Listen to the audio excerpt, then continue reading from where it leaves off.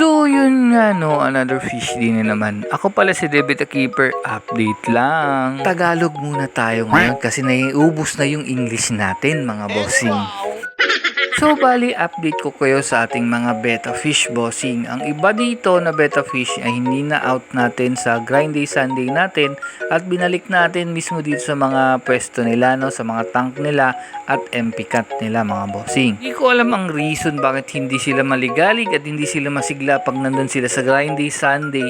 Same water, same bottle naman ang ginamit natin. Siguro gawa ng outdoor yon, siguro nanibago sa init.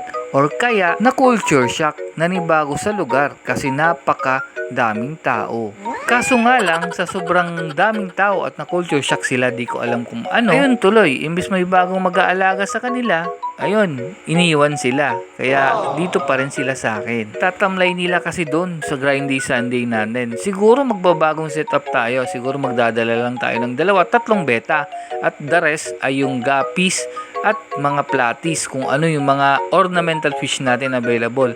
Yung beta siguro 3 lang para makontrol natin yung pagiging culture shock or water shock nila. At kung maghahanap sila siguro ng mga gandang beta, irerekomenda ko na lang na pumunta sila sa bahay para at least marami silang masiselect na beta. Kaya sabihin natin mga 10 o 20 lang yung ating beta dito. Abay, ayos lang. Diyan lang naman talaga lahat nagsisimula. Anyway, mayroon din tayo ditong binibreed. Hindi siya 3 batch, 3 lang yung lagayan. Alam niyo po bakit? Kasi yung isa dito ay Black Orchid. Ngayon lang siguro nag-drop yung female. Gawa ng yung bubble nest binabantayan na ng male at yung female nasa labas na, no.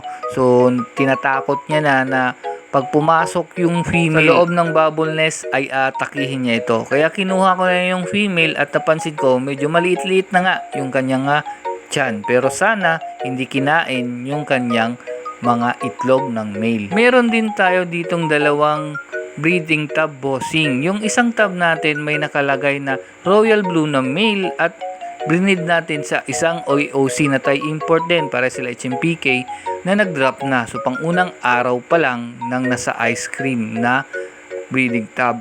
Ay yung sa baba naman ay total experiment lang yan. Ang female yan ay isa lang din. Susubukan ko lang kung 2 times in a row pwede mag-drop yung female kasi tinanggal ko na yung female gawa ng naistorbo ko na, sinilip ko na nag-drop na sila. Hindi ko naman pwede iwan yung female na nasilip ko na baka mamaya mag-egg eat yung mga breeder natin. Ang experiment ko bossing, yung female na AOC dyan, binaba ko at pinair ko ng na yellow dragon. Kumbaga wala nang kondisyon yon. Kumbaga direkta na.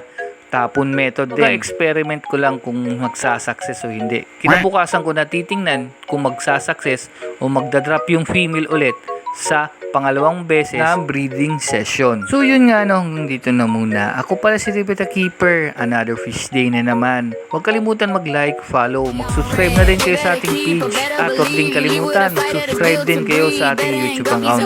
Happy fish keeping! God to the glory!